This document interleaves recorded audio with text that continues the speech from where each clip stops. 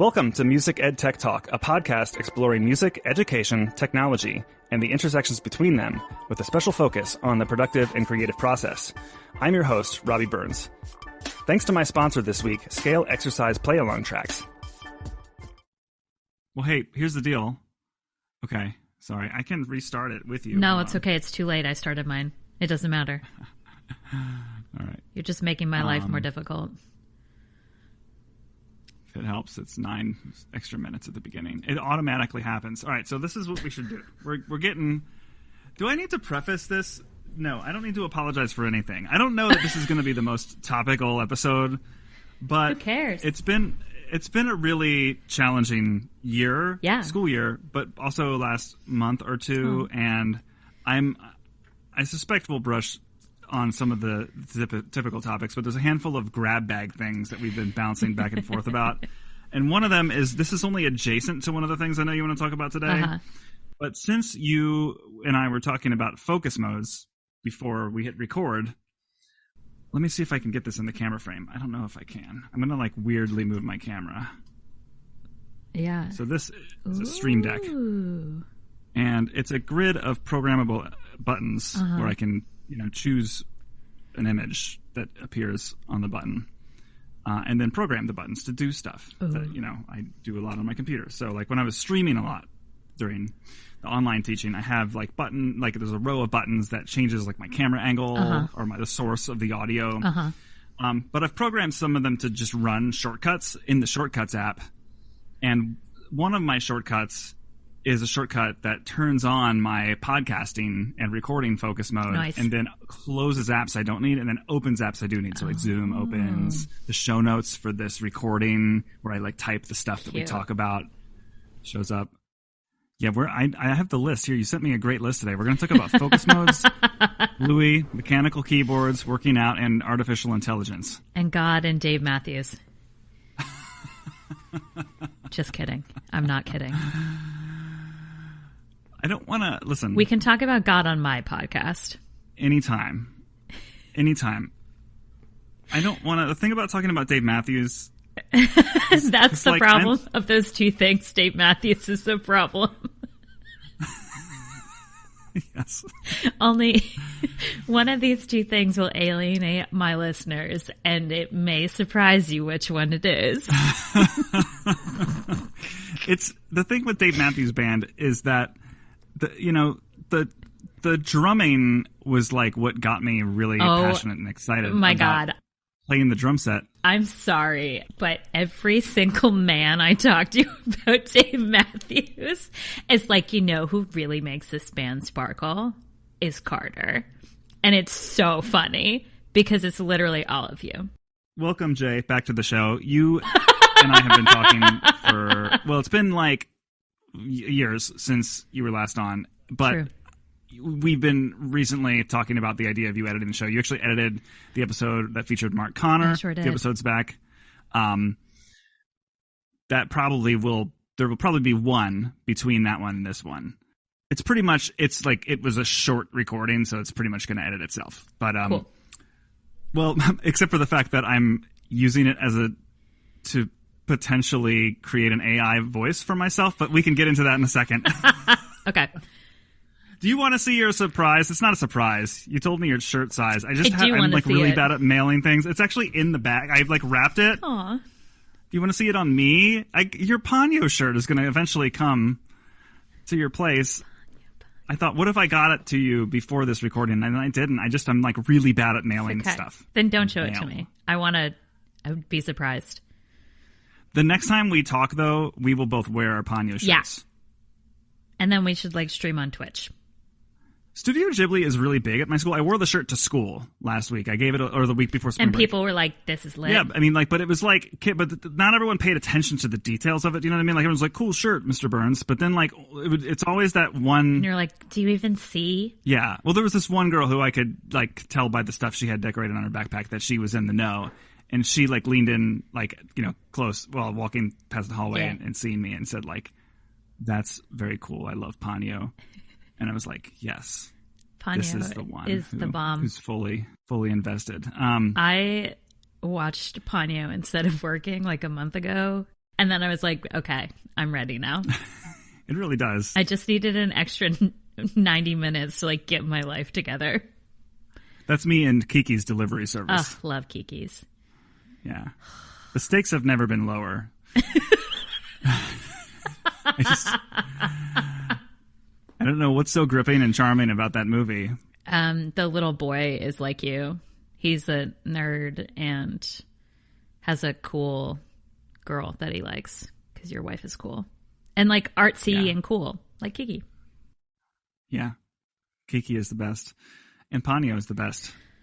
But hold on. I just threw a lot in there. AI voices. Introducing you. Oh, your shirt was what I was gonna. I was gonna show you your shirt, but then we decided I would keep it in the package. Yeah. Can I introduce myself? Yes, actually. So do that. See, this is the problem about doing podcasts with your friends is that you forget. I'm both hyper aware that people are listening, and also I don't care. And then also, it's your show, not my show, which means I have to be a little more contained. It's a little bit though, like of it being unhinged and maybe not making assumptions about, or maybe like making assumptions, or I don't know, whatever it is that lets us be a little bit unhinged. That was purposefully why I think this is the right time. Yeah, it's the end of the year. Everyone needs just a break, and the two of us are that. And my formal introduction, my name is Jaye. I am 32 years old. My pronouns are they, them.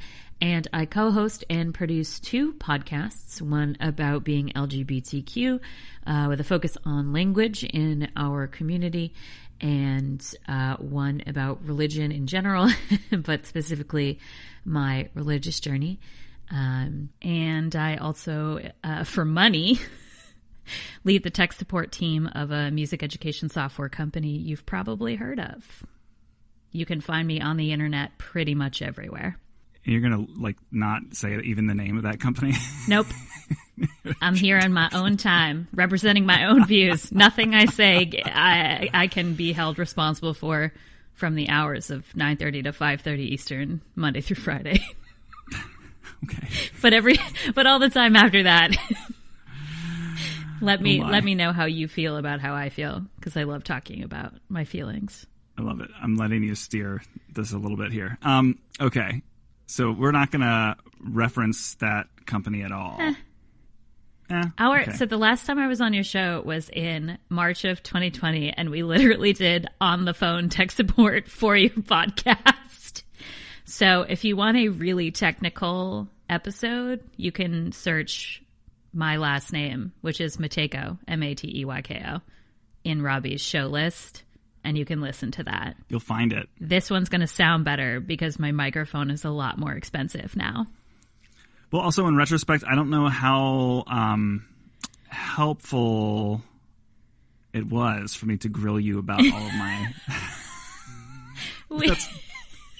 We did talk about Instacart and some other stuff, I think.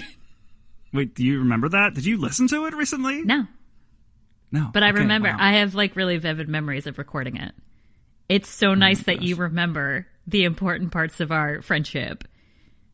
You also the other thing we talked about is when we first met, which you also don't remember. Is it the time where I insulted the alto saxophone? No. That was a later time. Yeah. You started bullying the product that I work for. I think I did that also in the conversation where I was correct. an alto saxophone bully. Yeah. It's fine. But now we're best friends. Yay! Welcome back to the show. Thank you. I'm so happy to be here.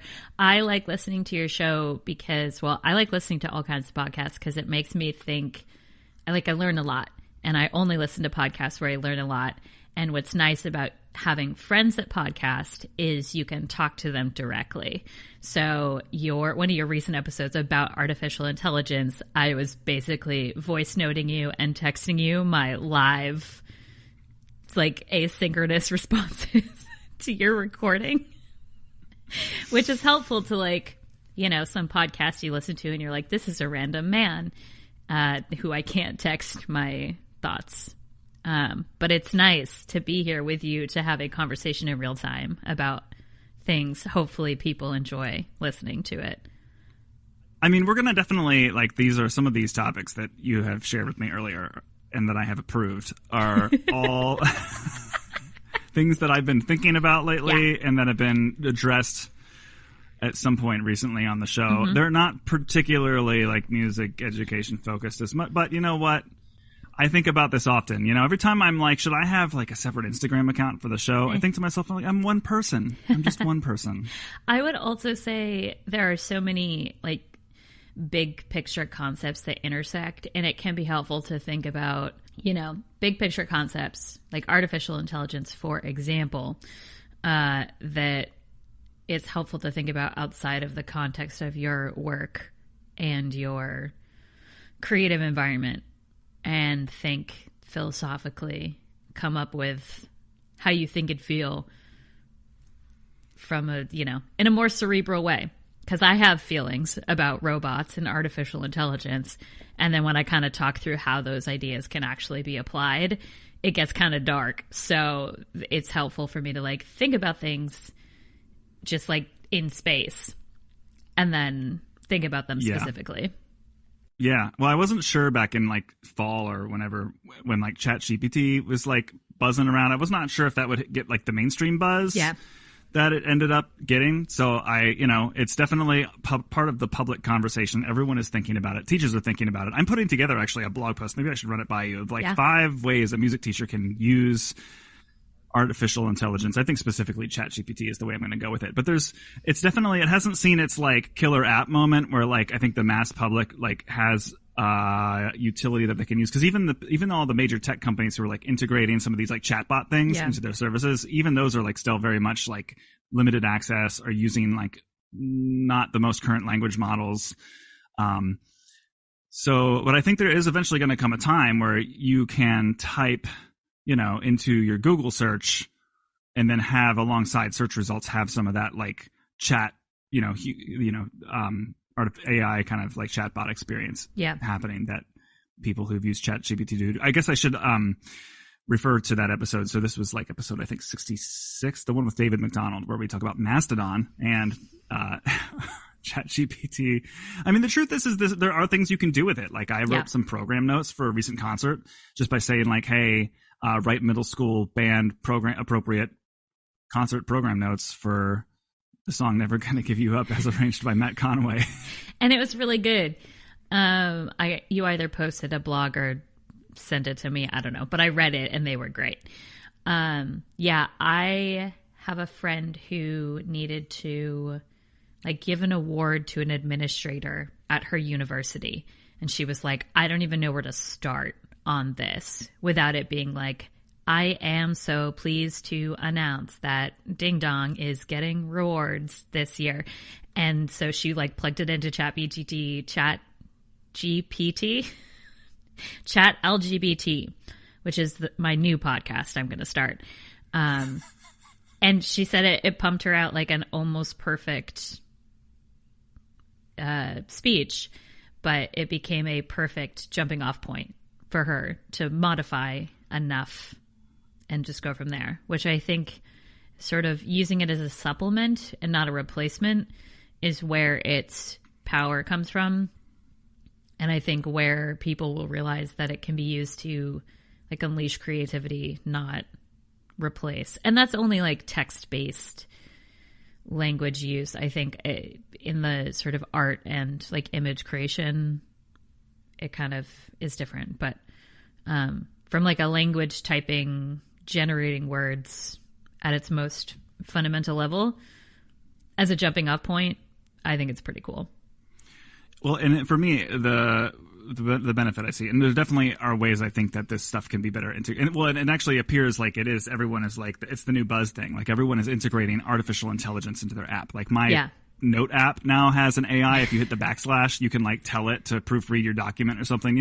Like all of this stuff. But every app is like introducing. Like my weather app has ChatGPT, I think, built into it now, and it's like it's definitely becoming widespread. But how do you actually use it? Like I don't think there are like a lot of apps where it's like a very friendly thing to use. You still gotta like, I think the easiest way for me that I figured out how to use it is to actually log in make an account and then just talk to the little chat bot. But there's actually I've wrote on my to-do list for later today. There is there's a podcast I listen to called Connected, which is a pretty Apple tech news focused show. But one of the three co-hosts is one of the most pioneering and advanced Siri shortcuts users out there, and he just released, I think it's public on their website. If so, I will link it in the show notes. But he made a shortcut that runs on the Shortcuts app that if you type in like your API key, this is the step I haven't done yet, is like if you have ChatGPT,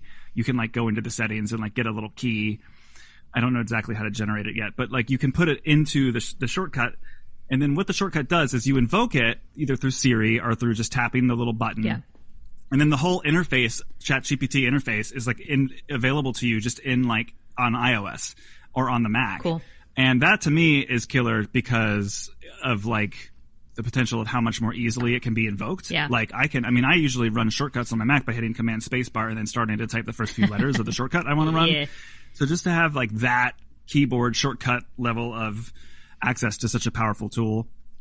Yeah. I think I would use. I hadn't actually looked at it until like last week because again, this is something most people know about me is like, I've always been into robots and robot related sci-fi film and books. And a part of that is artificial intelligence. And I think if I could go back in time, like knowing what I know now, I would do like a master's in psychology or sociology and study human interaction with artificial intelligence and how we can use that to make AI more human and less likely to turn us all into paper clips or whatever. Because the center of that Venn diagram of concerns about AI being a reflection of humanity's worst impulses, but then also I get it. I read Superintelligence. I get it. But anyway, sorry. I'm so excited to be talking about this. Oh, so I didn't even look at it. I have so many threads I want to pull on right now. So I pulled up ChatGPT because I'm not quite sure how to use it other than a jumping off point like I was relaying earlier. So I have friends who use it like Ask Jeeves, which isn't quite right. And then I have people who are like, write this essay for me. So I was talking to a friend who speaks Mandarin and we were trying to get ChatGPT to generate animal sounds for us in different languages. And that's how it started. And then instead of like working, I had it write a podcast script, like write a script for a podcast with two hosts who talk about like being queer. And then I had it write an announcement for an upcoming professional development series we're launching at work. And so just trying to get a feel for what it can actually do, I think will help me figure out like where its power is. Because right now it's just like, I'm going to have it like say ridiculous things. And that's kind of where I'm starting. But yeah, I think it is interesting to start exploring like how it can be helpful, particularly in the music education space, because that's our space. Well, I talked about like the killer app, or even just like the way that it sort of, the software interface that will make it, at least for me, the most useful. I mean, like most people are not going to like integrate ChatGPT and Siri shortcuts. Probably like Microsoft and Amazon and all these companies are going to probably figure out ways to make this more accessible to more people. But I think like, that's something that I might do. There is this aspect to it, which is like, well, what is actually the usefulness, like not like of the core underlying technology? And for me, you hit on it, which is to say that like creatively, when it comes to writing, there are parts of the creative process that I find it a lot easier to engage with than others. And I'm really good at starting projects. I'm really good at like crunching to end them. I don't have the most tremendous follow through, but I do get hyper focused when I'm like iterating on something. And I think that having some ChatGPT, something like it, write some like boilerplate for me is actually like eliminating a really frustrating hurdle and friction-filled part of the writing process. Yeah. That then gets, because I'm like, I will edit this all day long. I'll edit almost like 90% of the words out and change my own. But something about like getting the template down is like super not fun for me, because I know it's going to involve a lot of manual repetition and cliches that I don't have fun thinking about and writing, but that are necessary to be there. So it's pretty interesting, because someone asked me about my program notes who I was talking to. They're like, wouldn't it have taken you like after you had like coached it through like 6 or 7 iterations, wouldn't it have taken less time to write it? And I'm like, probably, but also I'm a happier human being than I would have been. Right. And it also said some stuff that I would have not thought to said just because it's like redundant to me, but not to a parent who is like watching their kid's middle school concert. Yeah. So, so I think that's been one way of using it. You mentioned art though, like art, and then also code. Like the guy who wrote this shortcut was on air when he was talking about the shortcut. Yeah. The one that like integrates Siri with ChatGPT. Did it keep triggering while he was talking about it? No. But he said he's working on a new version that will have the opportunity with some like privacy with some privacy prompts. It will actually be able to run code on your device based on the responses. And I was like, whoa, no, thank you, basically. But also like that is very powerful. Yeah. I mean, you could, that can get really dangerous really fast when you're dealing with, a machine. Yeah. Which can basically, wipe your whole computer. But I think the idea is interesting, though, because ChatGPT is, like, looking at lots of stuff online. And when it comes to code, I understand, like, some basic computer logic, but I just don't, like, really know the languages super well. So there's lots of times where I'm like, I know that AppleScript, which is a language that runs on the Mac, on Mac computers. I know that AppleScript can do X. I don't know exactly the syntax I need. I have gone into ChatGPT and said, write me an AppleScript that will, like, make a copy of a file, delete the old version to the trash, and like rename the new one this thing, and then it'll actually produce a pretty workable, or at least a starting point for me to get an AppleScript. So to be able to like in natural English tell a Siri shortcut to do some stuff that you repetitively do on your phone and actually have it like spit back an AppleScript that ChatGPT has generated, and then actually run the AppleScript all in the same interface is kind of a really cool thing. And I think insofar as like I think a lot about automation in making my teaching life easier, I definitely think that that's one advanced way that a teacher could be thinking about it. Yeah, and I think to me, what I am interested in exploring next is, you were sort of related to what you were just talking about your writing style. And oh my gosh, I'm so sorry. You're so focused, and my robot vacuum just turned on. It's fine. Hold on. I'll just talk and you can mute yourself. Okay. Go backwards a few sentences while I figure it. Artificial intelligence is taking over the world because it's trying to stop us from podcasting, and I'm offended by that. What I want to explore next is breaking myself out of writing habits. I'm sorry. You can't not address them. That my lights just turned off. Hold on. Hey Siri, turn on the basement lights. Okay. Hey Siri, turn off the iRobot. No. See, they know that this conversation is happening. Yeah. And they're like, I don't want it.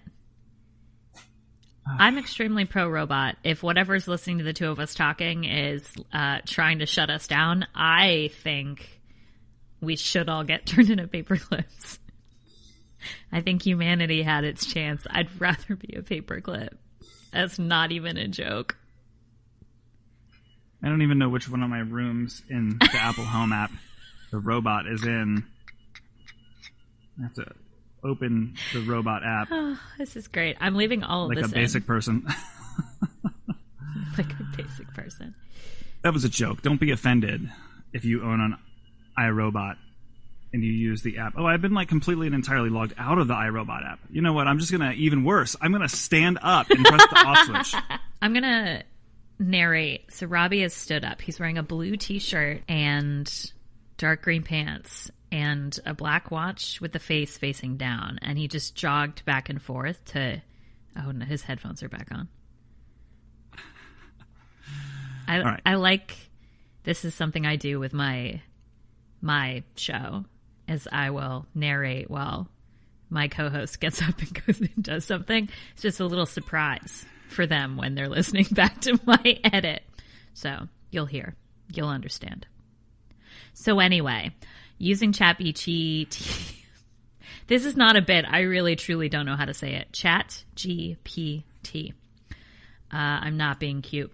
When I write and when I speak, and this is something that was pointed out to me in the 7th grade, and I've never figured out how to break this habit, but I describe things in threes. So it'll be this, this, and that. This needs to get done, and that, and that. And so when I'm writing, especially like an email, or I was going to say like nonfiction, but anything that isn't prose or poetry, the structure of my emails or my communication is very which is a lot. And then sometimes when I get stuck in the tick of the 3, you're then just repeating yourself with slightly, you're saying the same thing but with slightly different words to fit this pattern. And so I think what I want to do is like take some longer emails that I've sent, redact anything important, and feed them into ChatGPT and be like, make this better.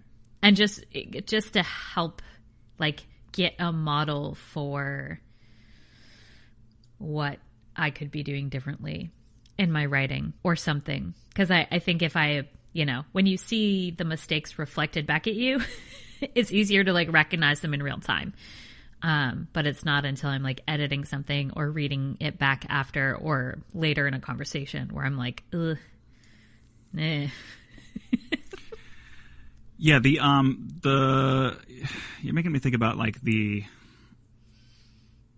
sort of underlying like kind of question about creative work and robots. Yeah. I mean, these things are trained on things that people do. So yeah, they could get better and better as they get better and better at understanding how to learn from people. And you could argue that people learn to do things based also on processing the previous actions of other people. I mean, like, great artists study other artists and then generate and iterate upon older ideas. What makes like a truly new or creative or human idea is kind of a hard thing to pin down, but it probably involves something that we as humans think we have or like to think we have that a robot could not ever have. Yeah. So I don't see these as a threat to humans. It's funny, actually. I was teaching, here we go, music education. Yeah. I was teaching a general music class where I had the students who actually, so shout out to Ethan Hine and Will Kuhn and their awesome book, Electronic Music School. Buds of ours. And, so we put one of their lessons out of that book in the General Music 2 curriculum for this year. And it is a lesson where you write a humorous script for a fake product. You invent a fake product and you write a humorous script. And then you're just learning to edit audio and music and then like balance and equalize the two. So you add a music track and a sound effects track, and then you like read your script into an audio track inside of, we're using Soundtrap for this. But of course, you have to get them to write a script first before any of this actually happens. That's audio related.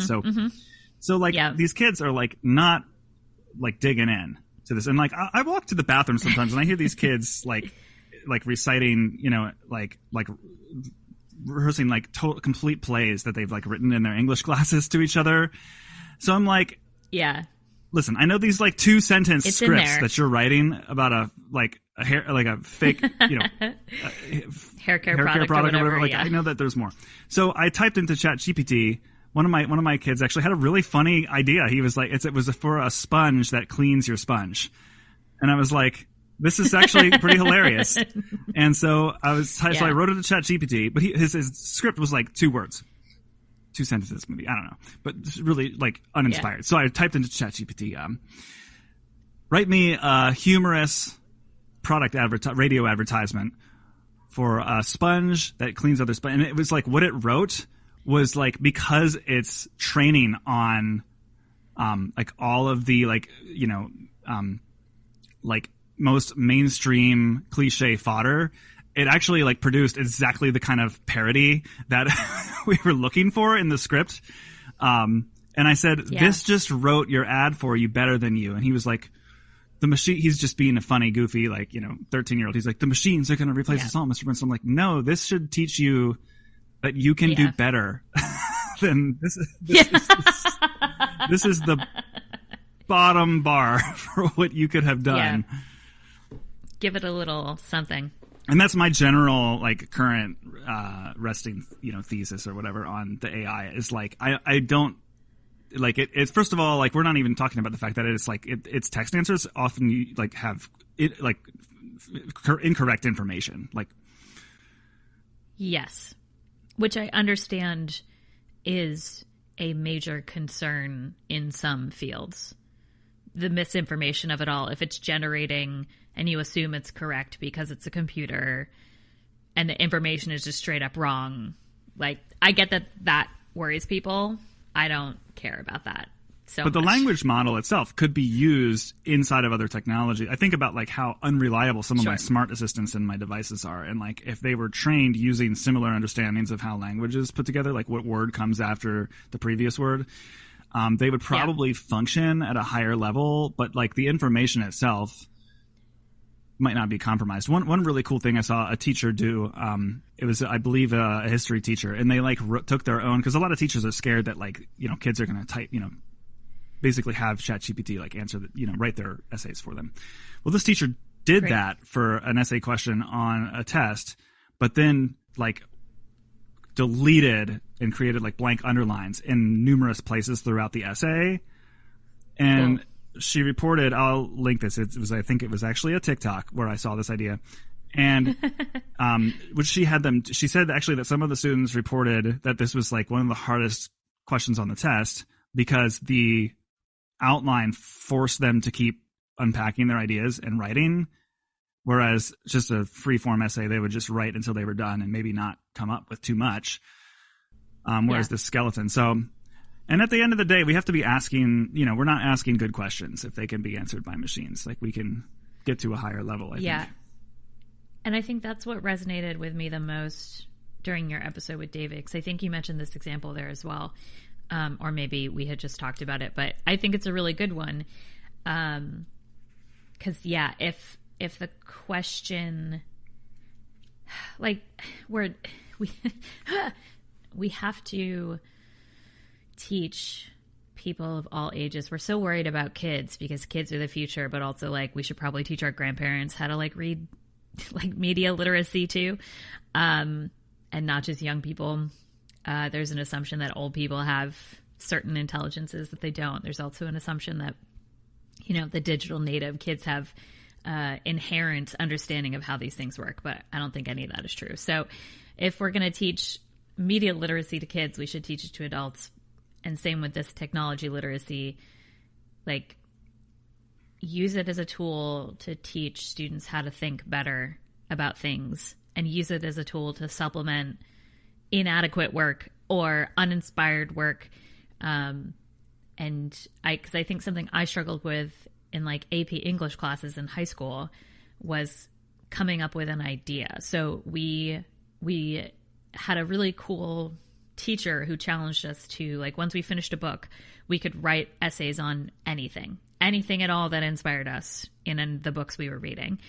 And that was really hard for me because I was like, can I just write about the book? And she'd be like, what about it? Like, what is your thesis statement? And I'd be like, I don't know. Jane Austen is cool. Elizabeth Bennet is cool. And the movie was great. She's like, that's nothing.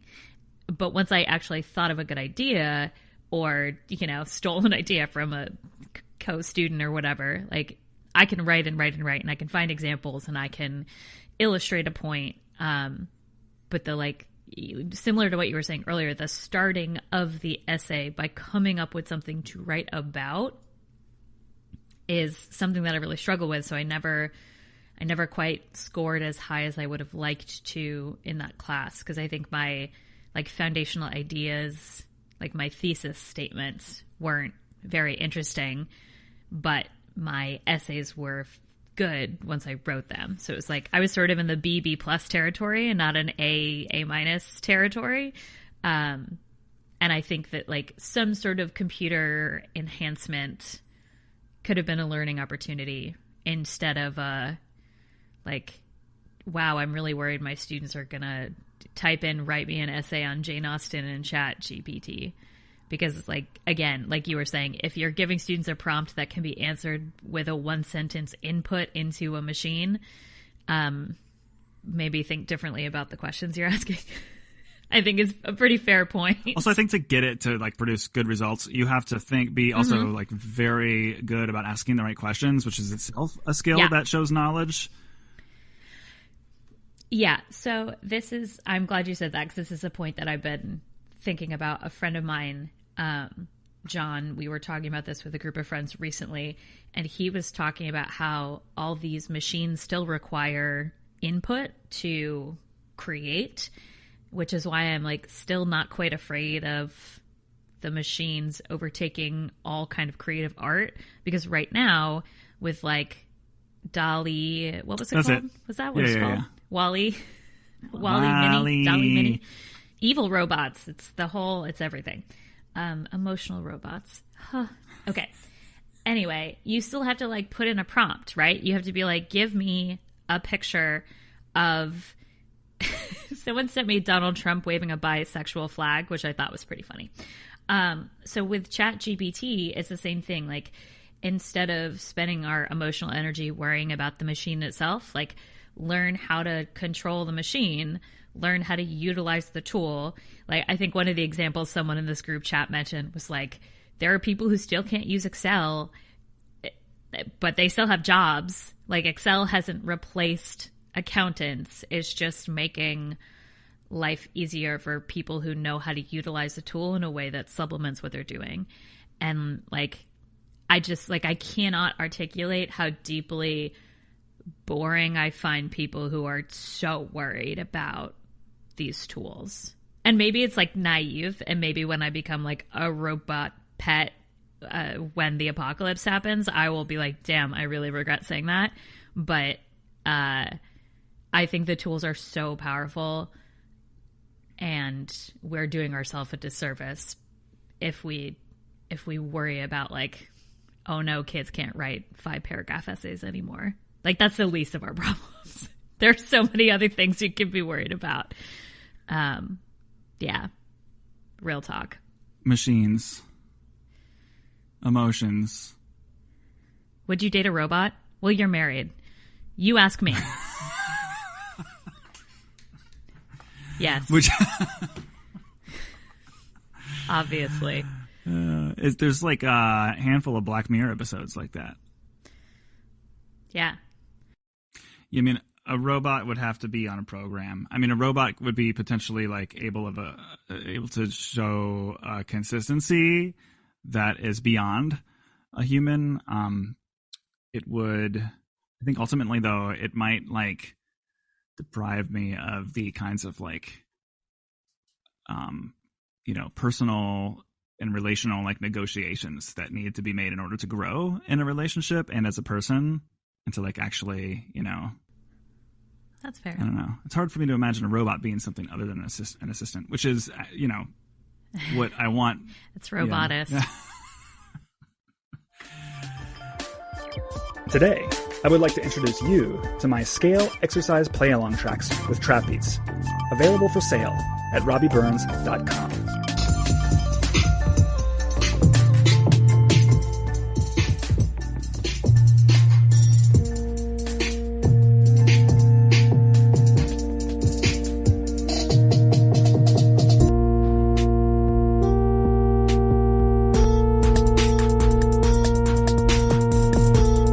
These trap beat play-alongs include over 72 audio recordings, each of which includes a count-off, a trap beat at 70 beats per minute, and a tuning drone playing both the tonic and each note of the scale in just intonation, so your ensemble can learn to play in tune, develop steady, sustained tone, and blend with other sounds.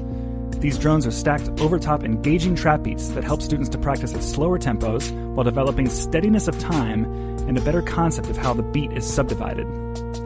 The scale exercises include whole notes, half notes, quarter notes, eighth notes, scale and thirds, and a mini scale with an arpeggio at the end in all 12 keys.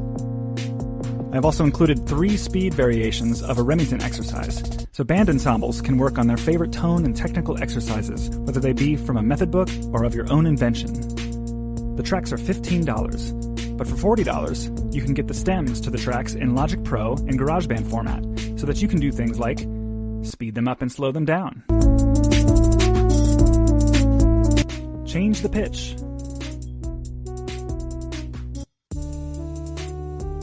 add your own accompaniment,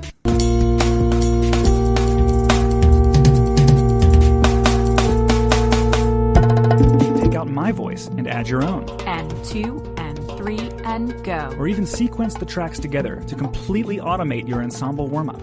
These tracks are perfect for running through your Google Meet, Zoom, or virtual teaching platform of choice, or for running through the loudspeakers at the beginning of your in-person rehearsal. Check them out now at robbieburns.com/store. Should we do a mini Robot or Not in the middle of this episode? Yes. Okay. Should we say what Robot or Not is? It's one of your favorite podcasts. It is. It's the best. I listen to it every week when it comes out. So it's a podcast that started with, well, it's two hosts, and it started with, like, is this thing a robot? Is a Roomba a robot? Is the Major from Ghost in the Shell a robot? And then it kind of evolved into more of like a definitional discussion about certain things. So one of the ones that I remember in particular was like, what is a bridge? Is it just like something that connects two bodies of land over water? The most recent one was, what is an island? It's really good. It's really like 10 minutes of really intense but funny philosophy. It's great. Listen to it. Is a mechanical keyboard a robot? No. Is because their definition of robot is like a machine that can do, like, execute an action based on instruction, or it like can operate on its own. So unless you program your keyboard to type without you typing with your fingers, I think that makes it not a robot. It would be a machine, but not a robot. Okay. We should write them and ask. That was good. I think you answered that. I mean, obviously, your retelling of their definition of what a robot is somewhat reduced because they are able to maintain a whole podcast show defining what that is. Yes. But I feel like using it as a. But you got to the core of it, I think. What is a fountain pen a robot? Definitely not. That was a pretty bad segue into just talking about two of my hobbies I've been pursuing lately. This is another one of the spitball grab bag conversations. So, okay, you got a mechanical keyboard. So I don't want to... Did it come put together is my question. Yeah, or do you have to put it together? I'll cite episode, whatever was this past year's holiday gift guide episode with David McDonald and Craig McClellan. It had some good stuff. I listened to it like 3 months too late to put anything on my holiday wish list. But I did buy a bunch of notebooks like 2 weeks ago. 9 months too early, maybe, is another way to think about it. Yeah, that's true. Or like, I'm a rich bachelor. I can buy myself things whenever I want. You can put it all on next year's list. Yeah, that's true. Let me say that again. Okay. So, I've been lately into building things with my hands, like Legos, like fun things that don't, that require some know-how and some learning and that have a meditative aspect to them, but that also have utility. I guess Legos are just kind of fun. I know that some people don't do plural Legos. They say Lego, but I just say Legos. Like two Lego? Yeah. Like I have two Lego I think bricks, I don't know if that's bricks? Actually true. That's just a thing that I hear people say. Two Lego sets? No, but like the plural for Lego is Lego. Whatever. I like them. I think they're fun. I think there's something. We don't need to relitigate that right now, but it is giving me strong feelings. It is inspiring in me strong feelings. Okay, fair. I am going to move on, though, to say that that I think there's something like mindful about building something, but where like there isn't like an intent, there's no need to like do it within a certain time frame. Like when I build a Lego set, I'm not thinking about am I building it faster, am I slow? I'm just thinking about that I'm building it.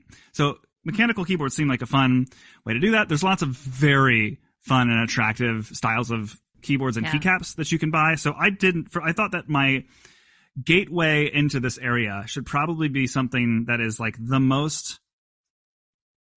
And believe me, Mary is hoping that this does not become a very serious hobby. So like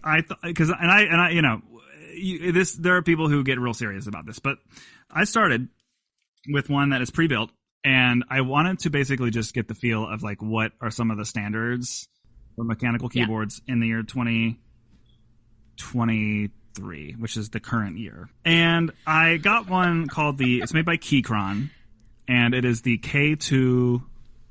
Maybe it's the K2 Pro. It's definitely one of the K2 keyboards. And the reason why it is attractive to me and why I think it kind of came across in my searching is because it is really a very familiar layout if you use a Mac. And it also like comes like by default. I mean, you can like replace the keycaps to be the Windows modifiers, but it comes out of the package like with a command key symbol on it next to the spacebar. So it's like Mac layout. It works really well with Mac OS. It has some cool features. It can Bluetooth connect to 3 different computers at the same time. It has a little switch to toggle between them on the side. Whoa. It has. Sounds stressful, kind of. I mean, I'm probably not going to do that. So let me. Clack into the yeah, microphone? because here's what most people like. Now, I don't think these are the clackiest keys, but I do think that they're very satisfying. First, let me show it to you.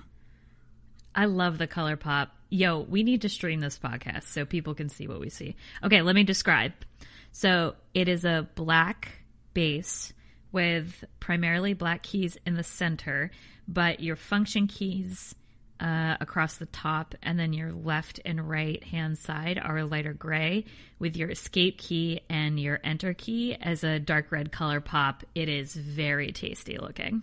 I thought as a starter set, like there's lots of vibrant, colorful, and attractive keycaps you can get, but I thought that this would be a pretty, this blends into the stuff on my desk. And I bought this. One of the features of this model is that the keycaps are easily replaceable. It comes with a little, tool that you pop them out. So I can buy other keycaps if I want to get fancy and do that whole thing. Yeah, I love it. All right, let me open up a note so I can just start randomly typing here.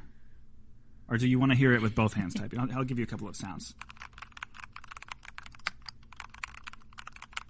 You're like a TikTok ASMR guy. That spacebar is really nice.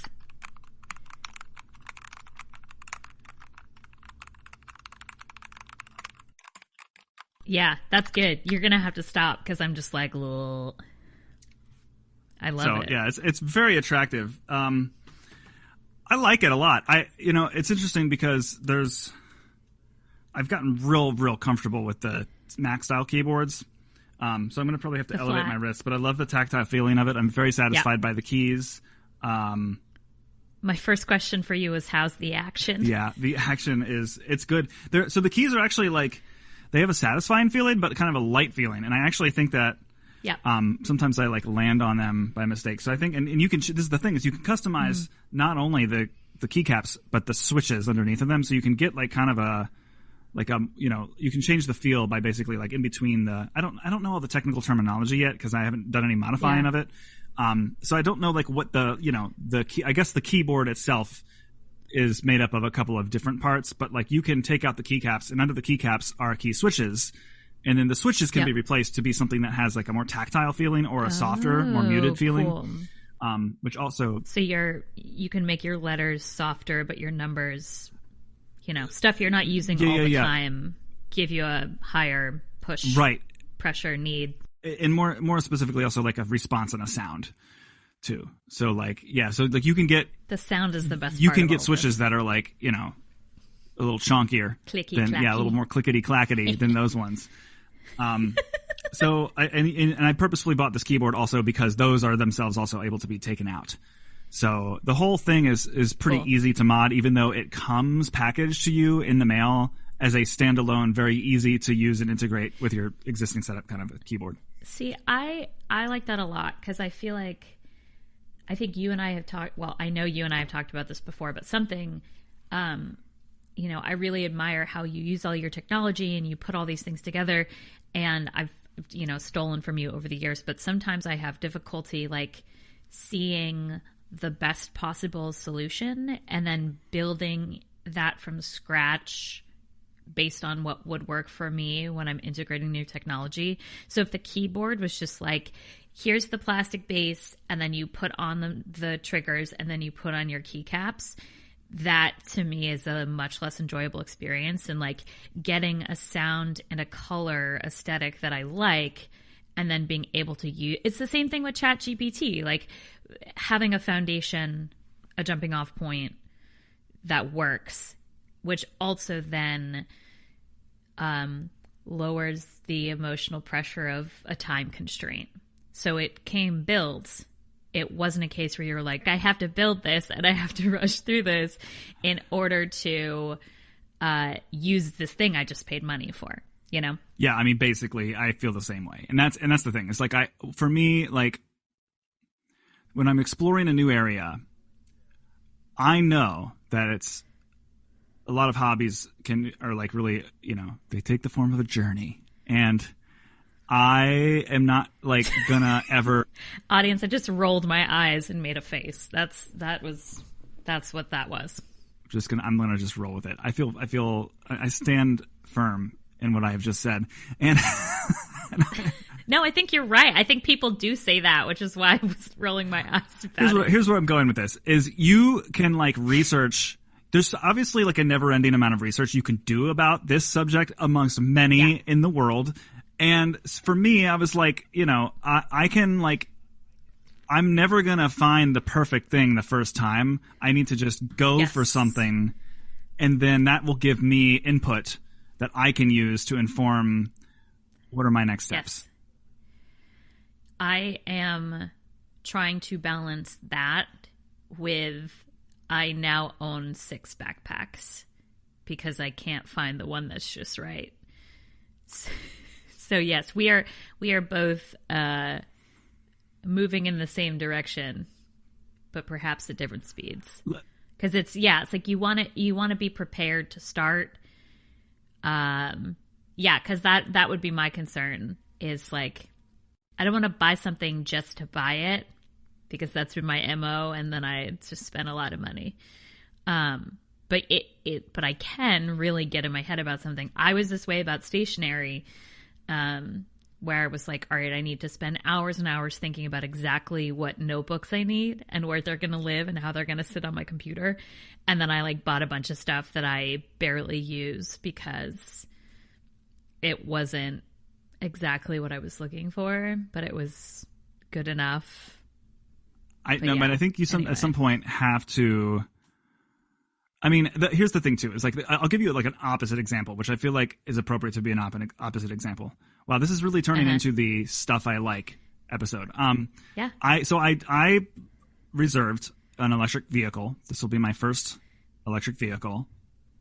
Ooh. And I probably have been spending the past 3 years pretty, not even off and on, like in a lot of my spare time researching in depth specifically how the software of because a lot of electric vehicles are computers on wheels.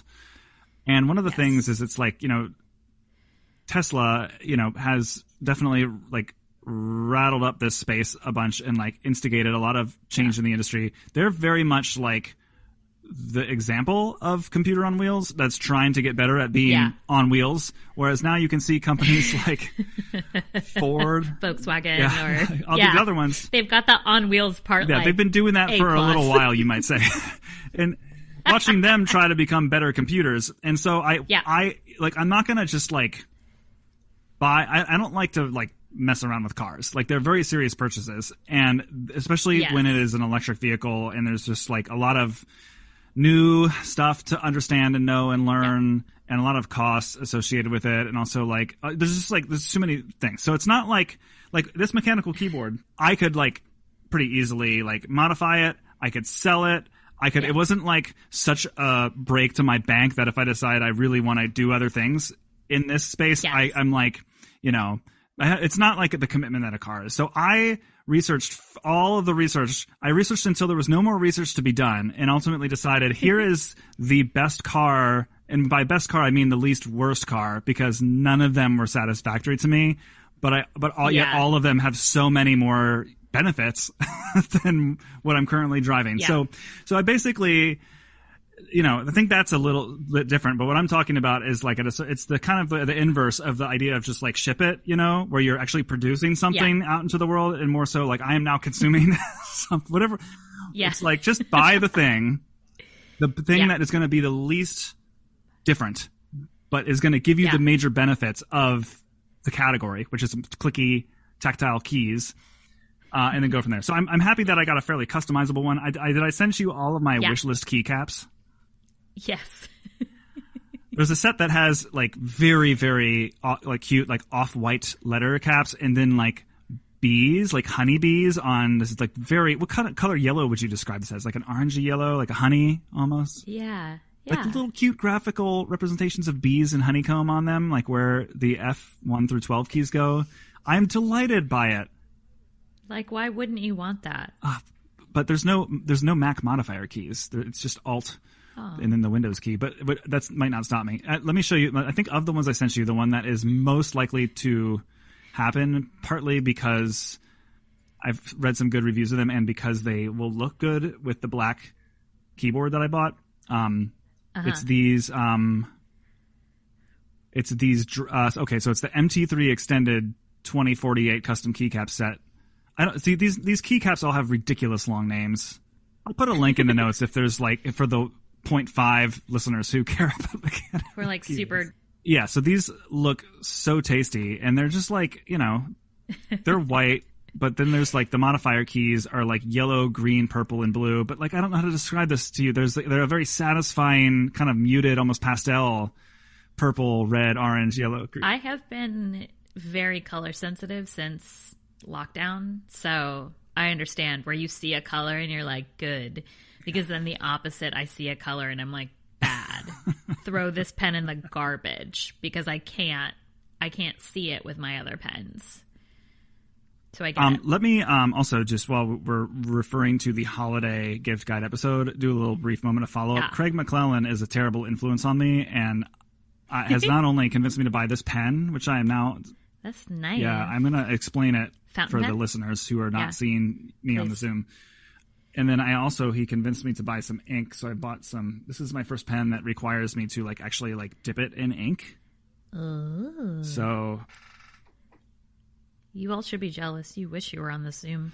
This pen is a TWSBI Eco RG, and it's like a nice kind of like a gold, like a black, but with some kind of like rose gold accents, and then it's clear on the inside, so you can see the ink all up in there. And, yeah, I like that. And it feels really awesome. It looks like it feels nice to hold in your hand. It really is. It's a. That's my assessment from the Zoom. It looks like it would be nice to hold. It's a little heavier than some of my other pens, but I really love the way it feels. It has like kind of a light plastic. I know that contrasts me just saying heavy. Like the weight is heavy, but the plastic has kind of a soft feeling that's like nice to feel. And the nib is super smooth. I write pretty small, so he convinced me to get. I usually get ultra fine nibs. He convinced me to get a fine nib because this is my first venture into third-party inks, and so he said I will experience, quote, the character of the ink more if the nib is a little bit wider, and I believe that to be true. Dang, this one is a blue-black, and you can definitely see the shading of like the blue and the black tones when you write, so I think it's cool. This is though I can like make this. I can try to take this a little bit deeper and make this off the surface here. Like I really do think that like reintroducing some. We'll call them analog habits, since I know, I'm living in mostly the digital world. I do think there is an aspect to like me trying to definitely find more mindfulness across all areas of my work, professional and personal life. And I do think that for certain parts of my job, it's nice to force myself to move slower. And the pens, as an example. Nice stationery. Yeah, and then I'll shout out a notebook too. I got this really awesome kind of like long notebook. It's made by... It really kind of stresses me out. I know you said you don't get ink on yourself, but I don't believe you. So this is called the Sidekick, and it's made by... So actually, speaking of podcasts we like, so there's a podcast called Cortex that I really enjoy. It's one of the hosts is CPG Gray. He has a great YouTube channel. Have you ever watched any of his stuff? He does that one video about like the A4, A5, A6 paper. His videos are all characterized by a stick figure representation of himself. And they're all...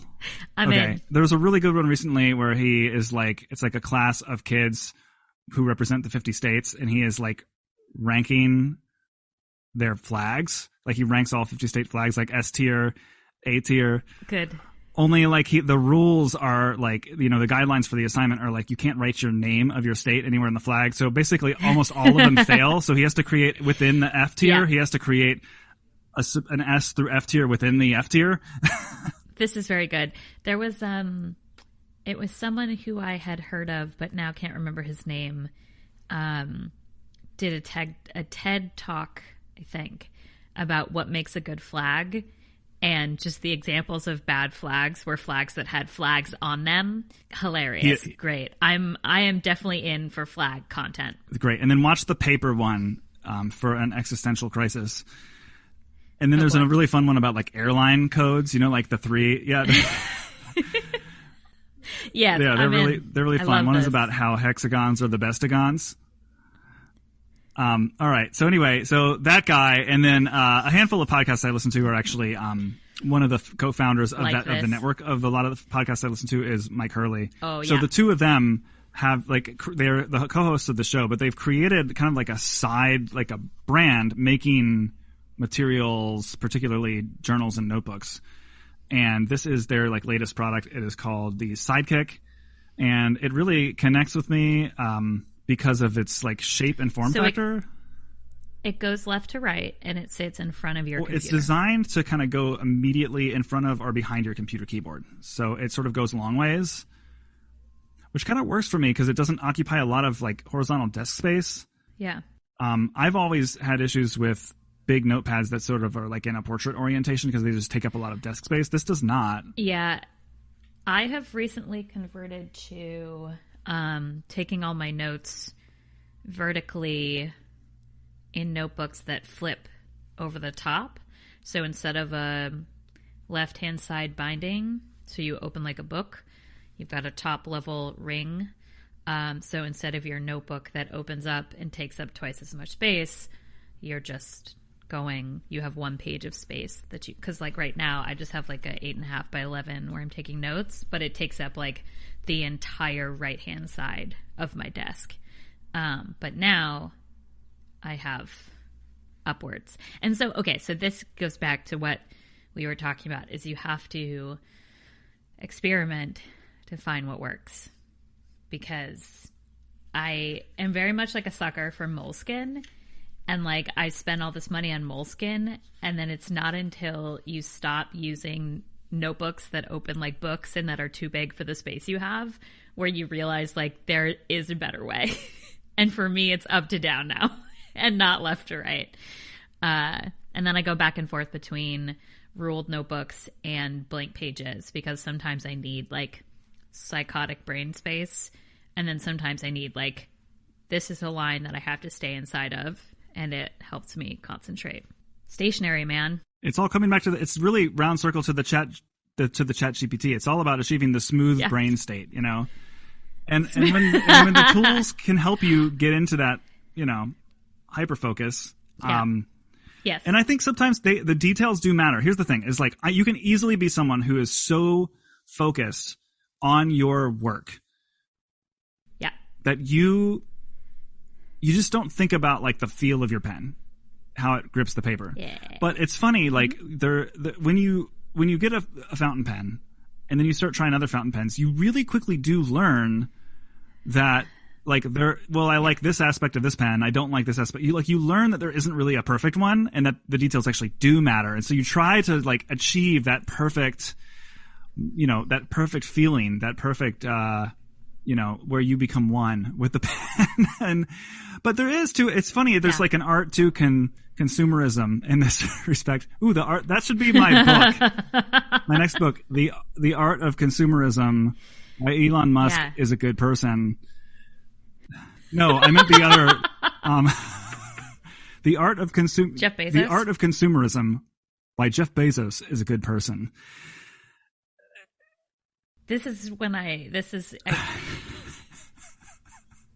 The inside Bo Burnham, he has the 4 Jeffrey Bezos tracks. So good. You know what else gets me into a smooth brain state is Bluey. Oh my gosh. Welcome to Healer World. This is a 2-person fan cast about your favorite Healer family, Bluey, Bingo, Chili, and Bandit. We start every single episode by saying who is our current favorite Bluey character. Mine is Bandit. Oh my God. If you have to, don't think, just say. Okay. I'm trying to not think because I'm thinking, I'm muting myself. Mine is Bingo. Bingo is great. You know what my favorite Bluey line is? I don't want a valuable life lesson. I just want an ice cream. It's so relatable. So the thing is, first of all, we would have definitely kept more music educators if we had started with this topic first, because I know that all of my teachers out there who have children, and perhaps some who don't, I'm not saying you have to be, having kids to appreciate Bluey. I'm not a music teacher, nor do I have kids, and I have watched it all the way through a couple times. It is the best kids show. Appealing first of all, for a wider, Theo enjoyed it when he was 1. So many reasons. He enjoys it still. He's over 3 now. He watched it with his older cousins who were like 11 and 7, I think. Like he watched it with them last summer while we were on vacation together. Like the show has wide appeal. It's what we like about it is one of the things we like about it is that it depicts parents actually like playing with their kids and like in an imaginative way. The immediate buy-in, this is what gets me so emotional is when like, I don't know, Bluey will be like freeze and everybody just does it. And it's so good. And there's there's interfamily conflict that's resolved in a healthy way, but there's no combat.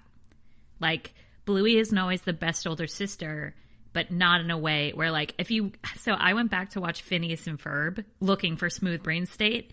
They are so emotionally abusive to the older teen sister that I had to turn it off.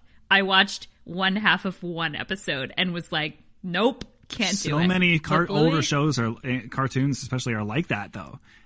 Like I get we're supposed to root for these 2 little boys, but this weird gaslighting about it was just too much. And also I just want a show about Perry the Platypus.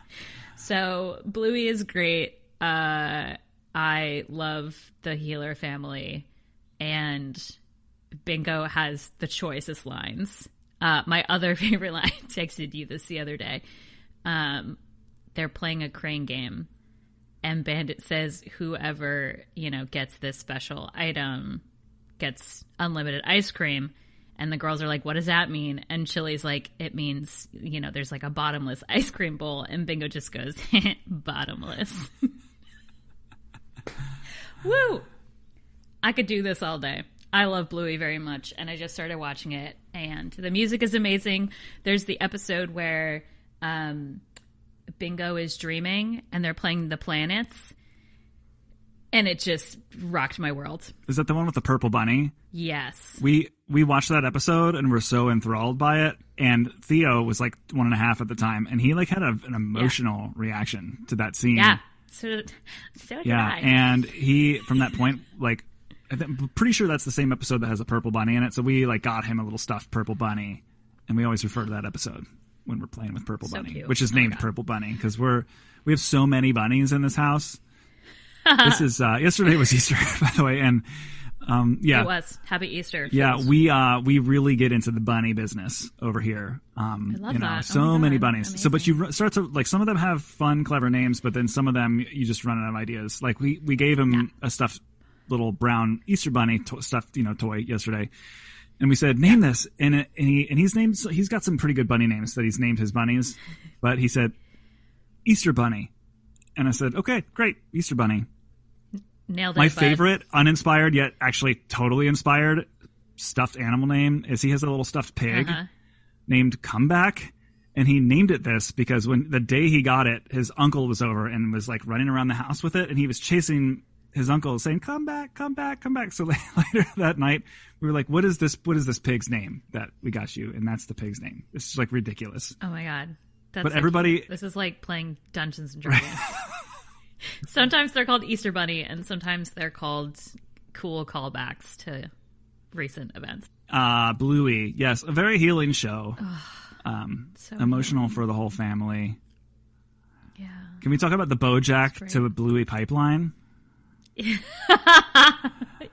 We can. Is the whole joke about that Because- just that like Bojack Horseman will wreck you emotionally and then you... But the show, here's the funny thing about that show that I love. So first of all, arguably... It is emotionally damaging. Probably one of my favorite shows of the past decade, first of all.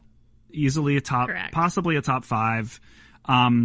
Easily one of the... For me, it's like top 3 of all Like, time. it is extraordinarily good. It's a hard sell for... I mean, it is a very adult show, but it's a hard sell for adults who don't do animated stuff. Yes. But you have to get past that. Mary will not watch very intense drama with me at night, but for whatever reason, and I can't figure it out, Bojack got a pass because of like something about like the it's bits funny. they would do with the fact that like animals coexist with humans.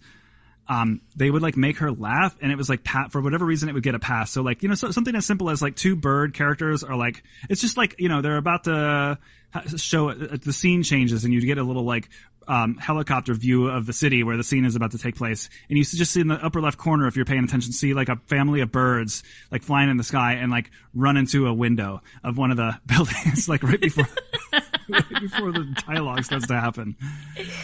Yeah. I think the Bojack to Bluey pipeline is that when Bojack was coming out, we all had to go face to face with our family-induced emotional trauma. And then once Bojack was over, we had to like live with these yawning, gaping holes in our lives, and Bluey is closing those holes. That's how I feel. I can't watch Bojack anymore. I just can't do it because it's too much. But Bluey is perfect. The family everybody wants. The family I could have. Yes. It is. The neighborhood I want to And live in. rewatchable. Very rewatchable. Infinitely. They released new episodes in Australia yesterday, and I misread the article. I thought they were coming out in America yesterday, so at like midnight on Sunday morning, I like turned on my TV and was like, Bluey now. But they won't be coming out in America yet. Sad. Right. We I must know. wait. It is sad. Anything else we need to talk Should I about? just like briefly, should we follow up about focus modes? We Yes! made a focus I mode forgot at that's what we wanted to TMEA know. together. We did. But okay. Can I Natalia, if you're listening, you can turn it off and then turn it back on later, because my coworkers, one in particular, have been bearing the brunt of my struggle, and you also, but they have had to deal with it in person. So I am now in a position at work where I am more like events coordination, project management, elevate to the manager instead of a face-to-face with customers all day, every day. So that frees me to travel more, work with clients on the road more, as well as like sit on my couch and brainstorm and not be sitting upright in front of my computer waiting for emails to come in. So that is the context of why I wanted a focus setting so I can activate my at work notifications. I only use my Outlook app and my Teams app for work, and I use Gmail for all my other Gmail. And so my first challenge with focus mode was to find a way to only see apps or notifications for those apps during the workday. So I built a focus mode with those app settings that I then customized with messages and some other stuff. But then that also meant I had to build a focus setting for every time that's not at work.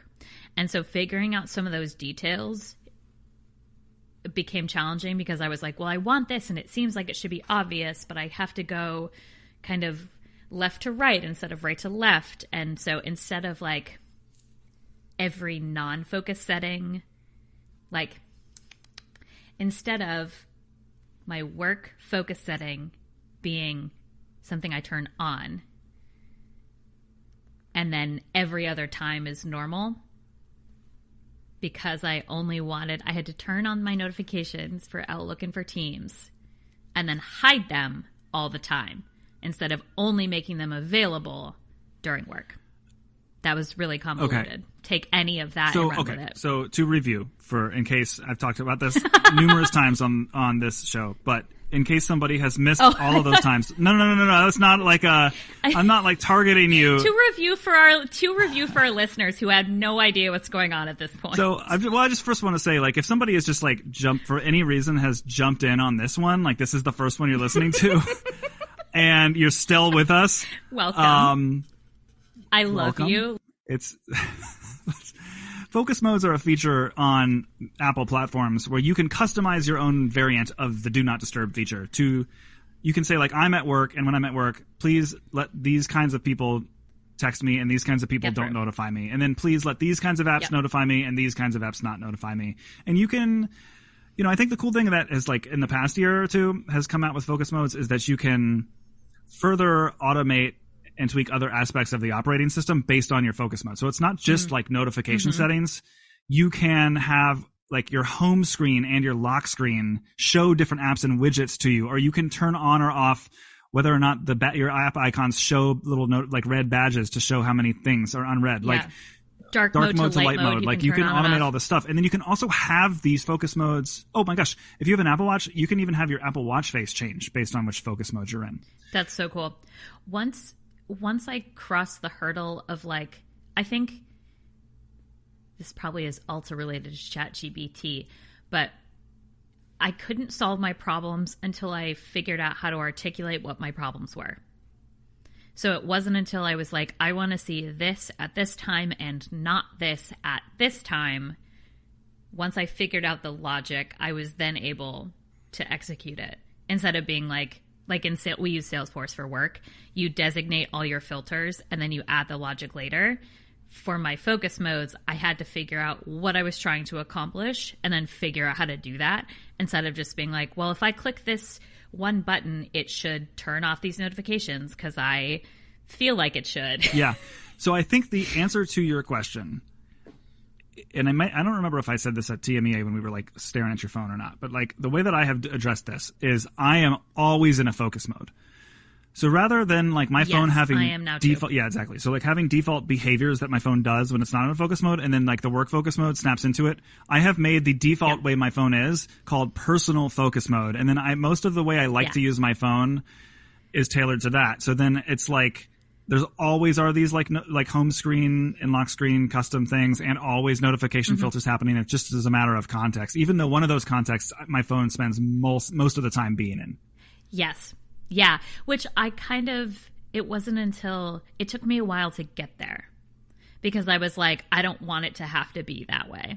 I think also for a while I was like, it's one of those things where you start looking around too closely and you can see all the dust in your apartment. I was like, this is really draining my battery. This is really making my phone harder to use. And like, it wasn't. It wasn't. So now I have a focus setting that is the home icon and a truncated version of my street address. So it's just the numbers to my street address. I have work, which is a little briefcase. I have clients, which is 3 little people. I have sleep. I have out late, which is if I'm like at a bar and I don't want sleep mode on, but I don't want everything on. So I'll update it so it'll only notify me if like people I'm out with are texting me, but like nobody else. So you kind of like go into that one and constantly like change who is available to text you. Okay. Yeah, because I'm not using that one very often, but it's like, you know, there's some live music that happens in New York on Monday nights. Different people will go out randomly, and like I don't want to hear from anyone except the people who like got stuck in the bathroom downstairs or whatever. And then the one I have on right now is called STFU, which I use when I am recording, editing, working out, staring out the window if I like really need to put it away. But that's sort of a multi-purpose, like nobody gets through that one. And then all of them I have customized to like certain people get through at certain times when I'm at home and not at work. Everything for everyone gets through. Because my ex-boyfriend was very diligent about notifications, like way before anybody else I knew was. And now everyone's like pretty cognizant about it, I would say. So I have spent years, what I found the most frustrating, I think, was that I have spent years customizing and figuring out exactly what notifications I see and don't see. So instead of like everything being turned on all the time and then I can turn off some things, I have pretty much everything turned off and then some things turned on. So again, it was sort of figuring out how to articulate what I have, what I'm trying to accomplish, and then designing all these settings. I would also, you just made this point, you can customize your backgrounds and your lock screens. And I have spent an inordinate amount of time, not quite photoshopping images, but like putting images on color matched squares in Microsoft Word so I can see a whole image on my home screen instead of it like zooming in a weird way. Like if I have a horizontal image. Yeah. So I now have that many focus settings. Wait, you edited your photos in Microsoft Word? Yeah. I'm judging you harder than I ever have before. So what I did was, I've been watching a lot of anime. You and I both. So I'm living my best life. And so I would like go to Google, like I'm 12 years old again. I would go to google.com. I would look up images of my favorite characters doing cool stuff. And then if I would use one of those pictures as my home screen, it would try to format and resize the image. So you would get like one person's face or like a weird zoom in of a quadrant, and you can only get things so zoomed out. So what I would do is I would make the space like color match blank space with the image in the center. So the formatting and the zooming would be based on the size of the colored square that I then put the image on top of. So then now when I open my phone, you can see the whole of the picture that I want to see. And I have spent so much time doing that. It's the perfect thing to like when you've boarded the plane and you're waiting to take off and you like need something to do with your hands. That's when I did a lot of this. And I love them all very much because I've worked very hard on them. We watch a lot of cozy anime. You're making me think that maybe I need to take one particular show that we watch and make that, because it would make for a very good do not disturb mode background. It is a show about a bunch of high school girlfriends who go camping together. And there's the stakes. I said that Kiki's Delivery Service, the stakes couldn't be lower. No, actually, this show...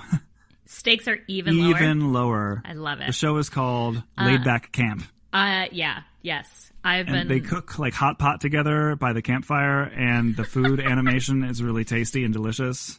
I just watched a food anime called Food Wars, which is not it's pretty low stakes, but it is more adult than Friends. I've heard of that one, and I've heard good things. One other one we really liked, which was low stakes, was have you seen the one where what's it called? It's about a restaurant like a cozy little restaurant that pops up in a different dimension once per week. And so like all the people who come into this restaurant are like these giant like fantasy creatures, like giant lizards wearing armor and like a half wolf man. Yes. And they come in and they kind of like argue with each other over like what's the best dish on the menu. And then they eat it. And there's always this moment every episode where they eat the food and they go, oh, and then like this like gentle piano music starts playing as they describe the food. Yes. This sounds like Food Wars. I watched Death Note, which was fantastic. So good. And then we're trying to do My Hero Academia, and I don't like. It's never really landed for me. I've never really tried that hard, but it's like the style and how people talk about it is not really my I don't zone. know if I'm going to stick to it. One of the best episodes of television in the past couple of years came on last night. I don't know if you're watching Succession right now. I'm 2 episodes behind. No spoilers, please. Okay. I know. I've been like literally. I deleted Twitter off my phone this morning. Okay. Because I'm worried. Okay. I can't wait. Kendall Roy. I could fix him. I can make him worse. Definitely. I could fix him. I mean, definitely. I'm sure you do, but definitely for all episodes, and of course the most recent one, make sure that you watched all of the HBO like after the show stuff where they like, what's his name? Jeremy Strong, where they interview him. He is so, we're watching it and Mary just turns to me. He is a and she psychopath. says, he's so serious. And I said, I love it. He is. There have been all these articles about how people are like, he is the worst to be around. Have you read that New Yorker profile of him? Oh, where, yeah. like Kieran Absolutely. McCulkin is in him, or like talking. He's like in Jeremy Strong. I'm probably like explaining this quote wrong, but it's something to the effect of that. Like Jeremy Strong had expressed the sentiment that he was concerned that if the performances could give off the feeling of a comedy instead of a drama, and Kieran McCulkin basically just responding like, "I'm pretty sure this is a comedy, man." It's such a good show. I'm watching Trigun, which is like I've decided it and Cowboy Bebop are in the same universe because they're both like cyberpunk fantasy westerns with these like unstoppable gunmen with heartbreak and dreamy eyes, and it's so What's that good. one called again? Trigun. Okay. So the reason I thought of And they just released a new one, but watch the original first. So the reason I thought of Succession was because after watching this episode, I logged in. I opened my phone and logged into my IMDb account to give it a 10. Incredible. And then was like just like noodling and found like that they had like ranked episodes of shows. And I was like, oh, I wonder what are like the top rated IMDb episodes of shows of all time. And there was an anime, a couple of them, but one, what's the one with Titan in the title? Oh, Attack on Titan. Yeah, that was like, I don't know if like anime fans are just very passionate about IMDb ranking. They are. But like numerous episodes of that show were like very high towards the top. Have you ever watched it? Is it good? Yeah. It is graphically violent. So Crunchyroll is also always like really heavily promoting it to me when I open the app, which makes me think it's not good. Because it's very, very popular and very famous. My brother bought us a Crunchyroll subscription like 4 months ago, but he can't watch it on his TV, so he's trying to figure out how he can watch it because he doesn't want to cancel it because I have been watching nonstop Crunchyroll for 4 months. It's great. Yeah. Everyone who knows me has heard the whole list of all the anime I've been watching lately, but yeah, it's the only thing that is like scratching my brain right now because it's fast and colorful. Should we do some segments? Yeah, I was going to say, how do you end your show? Okay. Music of the week, app of the week. See, I'm a fan. You know it. All right. So, I mean, do we want to just jointly consider focus modes the tech tip of the week from us both? Yeah. Okay, and then do app and music. And if you have any trouble with your focus settings, call me because I'm literally so proud of myself. Just like DM me on the internet. I will help you. Hey, you know what I have? I work so hard on mine. Today is the last day of my spring break, and do you know what I have not opened once since spring break started? What? Twitter or Facebook? Amazing. I love that for you. Really good. How's Twitter going? I'm hearing bad stuff. It's always bad stuff, but it's like really bad stuff this week. It's It like hypocrisy revealed. Barely works as the last always. couple of times I've opened it, which is now on the web only because I deleted the app. Yeah. I haven't had any problems tweeting or reading tweets. But have you been tweeting about Mastodon or Substack? I have been. Because you're not allowed to anymore. I was doing that before I stopped tweeting almost altogether. And I am also like logging in, and then it's just like every other tweet is someone I don't follow, and definitely someone I don't want to see. It's like you have to toggle now between following and recommended.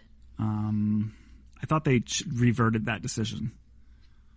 No, so you still see it, but it's sticking with the one that you chose last. So mine now always is following only, where it used to be like every time I opened, I had to click from recommended to following. Oh, yeah. Yeah, okay. So I've just been not even following the people I follow the last couple times I've logged in. Yeah. It's been very silly the last few days. My music of the week is where you were going with that, I think. Yeah. Do you want to introduce the segment for all your new listeners? So I'm going to bring to your table. Yeah, why don't you go first? Unless you need me to stall. So, no, Robbie does segments at the end of his shows. Tech tip of the week, use focus settings. I'm not kidding. I will help you because I have spent a lot of brain energy that I would love to share with the world. My music selection of the week is listen to Crash by Dave Matthews all the way through, no skips. Okay. But my actual answer is the new Skrillex album is incredible. I fell in love with dubstep when I was in early college in like 08, 09. And I've been listening to techno music for a long time because I'm a nerd and I have an older brother who had good taste. And it's just very like the production sounds really good. It's really creative. All of the songs are unique and interesting. And there's a lot of like cool textures and cool sounds. And it's not super repetitive like a lot of dub can be. And a lot of like EDM, I think people's complaint is like, where's the melody? Some good like one-line zingers. Like you would expect from like classic techno and electronic music. Hugely recommend. The vibe's impeccable. Sunny, so glad you're back. You sent me that album when it came out, and I listened to it kind of once in the background, and I was like, I need time because I'm going to definitely want to dig into this one. Yeah, it's really good. Yeah, I'm a sucker for Skrillex. Me too, because it makes me feel like I'm 19 again. And it's the best. All right, I'm gonna do a combined app and music pick, which now sounds weird. So it's gonna be my segue into app of the week. Love it. I am doing. I'm gonna do some more extended talking about the new Apple Music Classical app that is gonna be on a later show. And yeah, this is an app that Apple released that is attempting to solve the metadata problem with classical music. So the fact that there's like, a typical recording might be associated with an album, a conductor, a composer, an orchestra, numerous soloists, a year, a status of like, is it live or not? Like just tons of like other types of metadata that are relevant to finding what you want and categorizing things. Whereas like, the typical music streaming apps are really still dealing in the like, artist, album, song title, kind of those three major areas. So I'm really surprised this was something that Apple cared enough about to make a whole app, but it did come out. The iPhone version only is out. And I'm going to kind of reserve my hot takes for when I cover it more extensively. But if you're... And it's a specific app. It is. If you... Not just like a segment of Apple Music. Yeah, it is. Their goal is that this will like sort of trickle down into improving classical and Apple Music app, like the standard Apple Music app. But... this is a separate app. You go to the App Store, you download it for free, and if you have an Apple Music subscription, it just plays. It uses the same library of music as Apple Music's classical music, but it imposes a more intuitive interface for dealing with classical music on top of it. Cool. Groovy. So the album I'm going to choose is It is a recording by, so it's Marimba Concerto, The City, and an oboe concerto called Moonlight, both by Kevin Putz. I think that's how you say his name. Cool. Conducted by Marin Alsop and the Baltimore Symphony Orchestra. Woohoo. And Jisoo Jung, who is a, arguably one of the great solo marimba artists performing today. And so this marimba concerto is the one that I've listened to the most. And I think the idea of a marimba concerto is pretty interesting, right? Because like the idiom of the instrument is often like kind of similar to like a piano concerto. Like there's going to be lots of things that are, like kind of more chordal or like where, are more arpeggiated. Like there's not like always like just, melody is not created in the same way that it is on like a wind instrument or a string instrument where you're like usually hearing one pitch at a time and kind of like giving the melody treatment in that way. So it's just like got an overwhelming number of notes in it for that, she plays, but so expressively. And, I don't know. There's always this question, like with instruments like those, like when you put them in an orchestral setting, sometimes, to me, a really good concerto is one that where I don't like really feel like there's like a spotlight on someone wearing like, a distinguishing color and like being a diva, but like more so where like the two parts like are interconnected and complement each other, like what the orchestra is doing and what the soloist is doing. And I just feel like marimba and piano are two instruments that make me the most, conscious of that sort of balance, but especially this recording. There are moments where I'm just like, wow, this is just like what she's creating in her playing is like just a totally new kind of sound that you're not used to hearing from solo marimba and orchestra. And it's just executed with like complete perfect technical precision and beauty. So Jisoo Jung, Kevin Putz, Marimba Concerto. It's good. And I've been listening to that on Apple Music. So there you go. Sick. I love that for you. My app of the week is a website called ClickUp, which is a digital to-do list that a friend recommended a little over a year ago. I have a Mac machine for work at home, but a Windows machine in my office. So some of the really great recommendations you had mentioned for me and that I had cribbed from your show, work only 2 days a week or 3 days a week, depending on how many days I'm in the office. So I had to then embark on a cloud-based finding, and Salesforce is great for like, I need to email this person associated with this client contact. But anything more complicated than that, it simply can't do. And we use Teams company-wide, and their projects boards is like a direct copy-paste from Trello, which I've used in the past and hated. So I was on a quest for a cloud-based to-do list, and found ClickUp, which is just clickup.com. I have a free account, and I have a personal space where I have built out my own to-do lists. I organize by monthly, weekly, daily, and then big like project notes and digitization of things I want to do. And in the last month, I've started using it as a specific project management with one of my direct reports at work. And so far, it's been great. We didn't have to pay any money to use it jointly. It's super simple to use. It's pretty new-ish, it feels like. So you do have to like, sometimes it won't save what you're doing if you don't click the right button. Sometimes you have to like refresh to make sure you can type in things, which is like, it's cloud-based tech. It do be like that sometimes. But they are really great at like communicating if there are any kind of issues that are recurring. They do a lot of like pinging for surveys and feedback, which I really appreciate.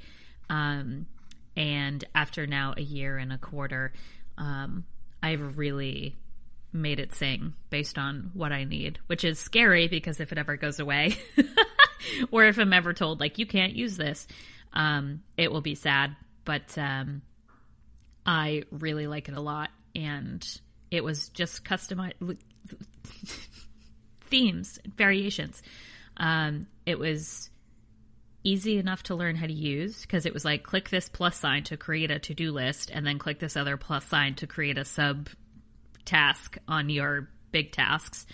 But the more time that has gone by, the more I've been able to like customize my colors and make things display in certain ways and make it really work. So it was familiar and friendly when I first logged in the very first time and started creating to-do items. And then I now would consider myself like a pretty advanced user of the system, which is great. So highly recommend. And it was free. Nice. This is the second episode in a row that ClickUp is getting some love. Really? Yeah, it's not out yet as of this recording, but Teresa Hoover was talking all about that last episode. Nice. Yeah, it's lit. It's funny because a friend of mine recommended it, and she was like, yeah, check this out. And then like 2 days later, I was seeing advertisements for it on New York City buses, and I was like, oh, this is not like a thing that Victoria discovered in the underground on the dark web. Like, but it's great, and I'm glad that I have friends like you and Victoria who are also like psychotic stationary people and productivity people, because I will just post in a group chat and be like, I need this for this reason, and people just answer with really workable suggestions. Yeah, it's great. Love it. Highly recommend. Love it. Yeah, brah. Yeah, I think we're done. Yeah. Bye.